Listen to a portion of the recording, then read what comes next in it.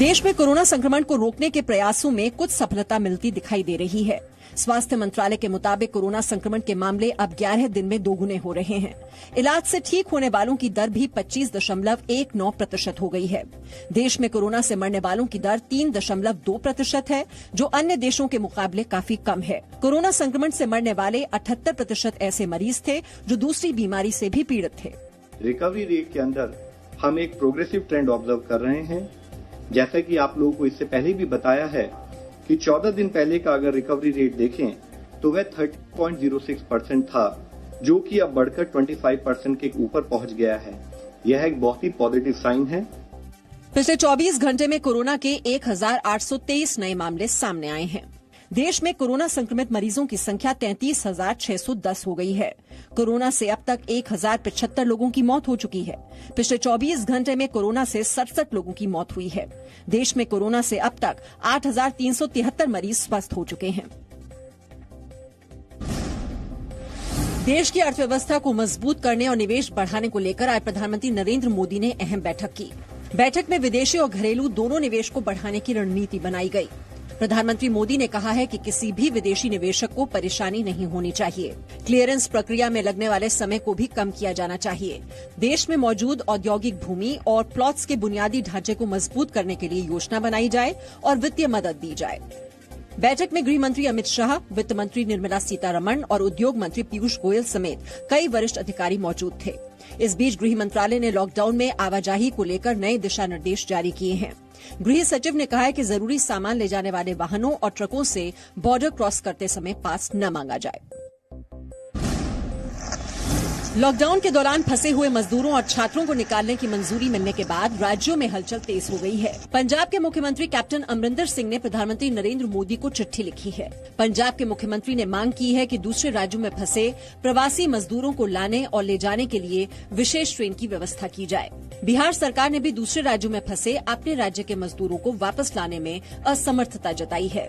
बिहार के उप मुख्यमंत्री सुशील मोदी ने ट्वीट कर केंद्र सरकार से अपील की है कि मजदूरों को वापस लाने के लिए स्पेशल ट्रेन चलाई जाए। महाराष्ट्र के मुख्यमंत्री उद्धव ठाकरे ने लॉकडाउन में फंसे मजदूरों को वापस भेजने और लाने के लिए निर्देश जारी किए हैं। इसके लिए हेल्पलाइन नंबर जारी किए गए हैं। मंत्रालय में बना कंट्रोल रूम निगरानी करेगा। केंद्रीय भारी उद्योग मंत्री प्रकाश जावड़ेकर ने आज ऑटो सेक्टर से जुड़े बड़े उद्योगपतियों से बात की। वीडियो कॉन्फ्रेंसिंग के जरिए हुई इस बैठक में उत्पादन बढ़ाने, मांग और आपूर्ति बढ़ाने, रोजगार के ज्यादा अवसर पैदा करने जैसे मुद्दों पर चर्चा हुई। बैठक में जीएसटी में कटौती, कर्मचारियों की बैच टेस्टिंग और वाहनों की ऑनलाइन बिक्री का भी सुझाव दिया गया। डिमांड बूस्टर के लिए कुछ करें, डिमांड बढ़नी चाहिए। सप्लाई चेन के लिए, रिटेलर के लिए कुछ सहूलतें चाहिए और उसके साथ साथ एम्प्लॉयमेंट एक तरह से प्रोटेक्शन के लिए कुछ मदद चाहिए और जीएसटी में कटौती चाहिए। इस तरह की मांगे उन्होंने की। इस बीच केंद्र सरकार ने पीएफ से जुड़े नियमों में कंपनियों को रियायत दी है। कर्मचारी का पीएफ काटने के बाद कंपनी को हर महीने पीएफ का योगदान देने की जरूरत नहीं होगी। कंपनियां अपनी सुविधा से कुछ महीने बाद अपना योगदान दे सकती हैं, लेकिन कंपनियों को हर महीने ईसीआर रिटर्न जरूर भरना होगा। इससे ये पता चलेगा कि कंपनी डिफॉल्ट नहीं करेगी। अभी तक ये नियम था कि अगर कंपनी 3 महीने तक अपना और कर्मचारी का हिस्सा पीएफ में जमा नहीं करती थी तो उसे डिफॉल्टर मान लिया जाता था। तबलीगी जमात के मौलाना साद मोहम्मद को दिल्ली पुलिस की क्राइम ब्रांच ने चौथा नोटिस जारी किया है। नोटिस में पूछा गया है कि मौलाना साद ने सरकारी अस्पताल में अपना कोरोना टेस्ट करवाया है या नहीं।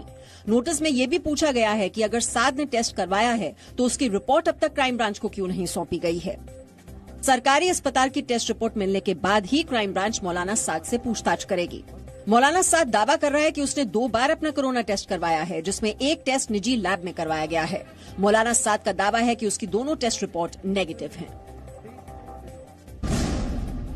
कोरोना संक्रमण को रोकने के लिए उत्तर प्रदेश सरकार ने प्रदेश की सभी सीमाओं को सील करने का निर्देश दिया है। मुख्यमंत्री योगी आदित्यनाथ ने ट्वीट किया कि सभी सीमावर्ती क्षेत्रों में सतर्कता बरतने के साथ ही प्रदेश में प्रवेश पर रोक लगाई जाए।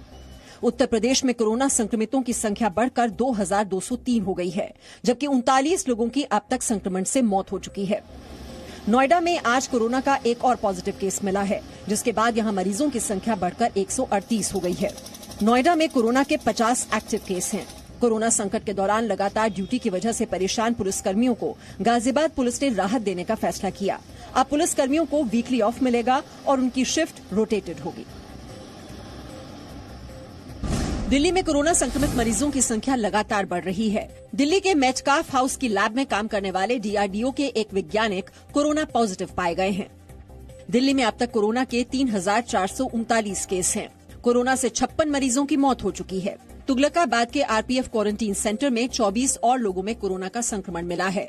यहाँ रखे गए 167 लोगों में से अब तक 48 लोग कोरोना संक्रमित पाए गए हैं। संक्रमित लोगों में ज्यादातर तबलीगी जमात से जुड़े हैं। मेहरौली में भी कोरोना के 4 नए मरीज मिले हैं।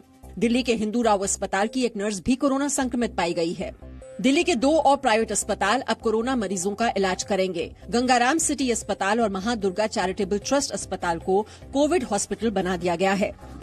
कोरोना के बढ़ते केस के बीच आज दिल्ली से एक अच्छी तस्वीर भी आई। दिल्ली पुलिस के असिस्टेंट सब इंस्पेक्टर विजेंद्र पाल कोरोना संक्रमित थे, लेकिन आज जब वो ठीक होकर सफदरजंग एनक्लेव थाने पहुंचे तो वहां ढोल नगाड़ों से उनका स्वागत हुआ।